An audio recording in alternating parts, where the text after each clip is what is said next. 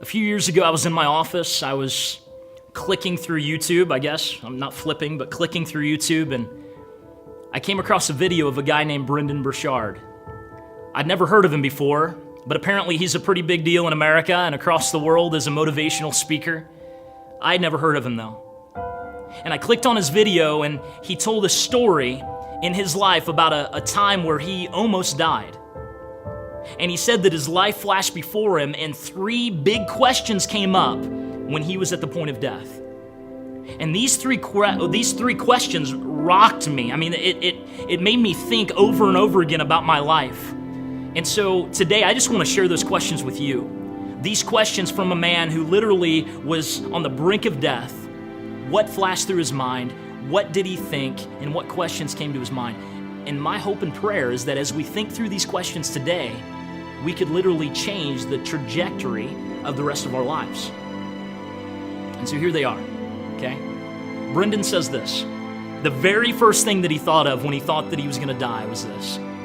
Did I live? Did I really live?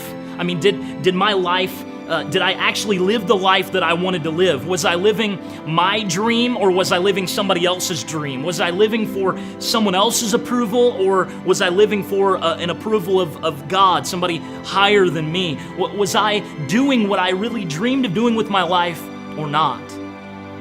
And honestly, before we get into the other two questions, here's what I want to say. If we wait until we're at the brink of death to think about a question like that, did I really live? Then it's too late, right? If we wait until we're on our deathbed, or when we have cancer, or when we know we only have a few days left, then all we're left with is regrets and we can't change anything. And so wherever you're watching this right now, I want to challenge you and encourage you. Let's think through this question and the following questions right now. Let's not wait to the end of our lives. Right now, we have a chance to change things. Right now, we have a chance to change direction and to go a new way and to do what we really feel that God is calling us to do. And so that first question, did I really live, right? I want to switch it a little bit to make it about Jesus. Did I really live for Jesus, or did I live for myself? That's the question we must ask. Because Jesus has called us to live for Him and to show His love to all those around us and to do whatever we can for His glory.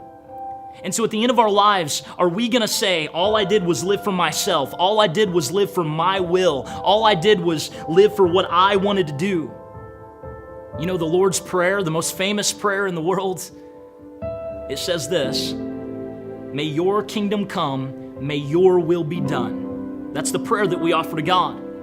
But so often, our prayer in our hearts sounds something more like this. May my will be done. May my kingdom come. May my will be done. We do everything we can for ourselves.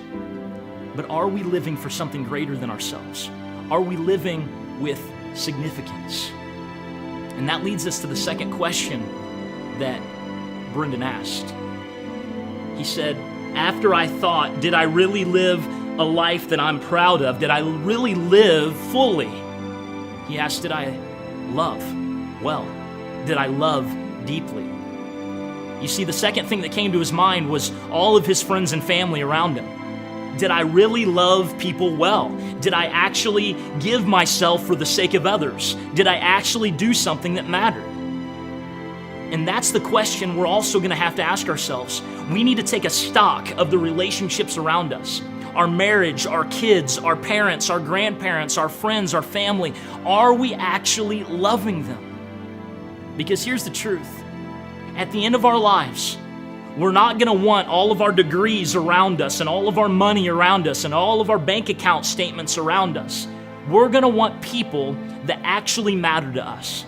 Relationships are what's actually going to matter. And so I don't know what you're living for right now, but Jesus told us the same thing. He said the two greatest commands are this: love God with all that you have and love your neighbor as yourself. Love was the greatest command that Jesus gave us. And so the question we need to ask ourselves right now, after we say, am I living for me or am I living for God? The second question is, am I living for me or am I living for others? Am I actually loving those around me well? And so I want to challenge you today that if you're not, if you find yourself lacking in this area, then I want to say, from today, start new. Relationships can be mended. Relationships can be fixed. Relationships can be made brand new. Jesus helps us. He gives us power to mend relationships and fix broken things. That's what he longs to do. And so when his love fills us, then we're able to love other people well. And so the question is this: have you been filled with the love of Jesus? And if you have, then let's do all that we can to give it to those around us. And so, did I live? Did I love? And the third and final question that Brendan said he asked himself was, did I even matter? Did my life matter? Did it make a difference to anyone? Did I live a life of significance? I think every single one of us long for that. More than we long for money and cars and stuff and all the big homes and all that stuff, more than we long for all those things, we long to make an impact. That's how God created our souls. He created us to make an impact on this world, to make it a better place. We were made in the image of God, and God was a creator. He created this earth and this planet and the moon and the stars to be beautiful and amazing. He created it to make a difference, and he created us to make a difference. And so the question we have to ask ourselves is, am I actually making a difference? Am I making an impact on the world around me? A positive impact. You see, many of us don't even realize it, but we're making a negative impact all around us. Our anger, our frustration, we leave our kids scared, we leave our wives scared, we leave our husbands all frustrated because we're living a life for ourselves, for our own desires, and not a life of significance. And so the question really is this: am I doing things right now that are going to have an eternal impact forever? Am I making a difference in people's lives that are going to last for eternity? Because this life is not the end, it's just the beginning. And so when we go on the other side of eternity, when we go to be with God forever, are we investing our lives right now into things that actually matter and that will matter forever? Leonard Ravenhill once said, "Are the things you're living for worth Christ dying for?" Let me say that again. Are the things you're living for worth Christ dying for? You see, Jesus gave everything to us. He poured out every last drop of blood for you and me. And so when we ask these questions, did I live? Did I love? Did I matter? What we're really asking is this: was it worth it for Jesus to die for me? Was it worth it for Jesus to give his life for me? Am I making an impact on this world? And so today, may you stop right now and may you take stock of your life. Am I living the life that God wants me to live? Am I loving in the way that God wants me to love? And am I making an impact on the world that's going to make a kingdom difference, an eternal difference in this world? Am I living for me, or am I living for Jesus? Are the things you're currently living for worth Christ dying for?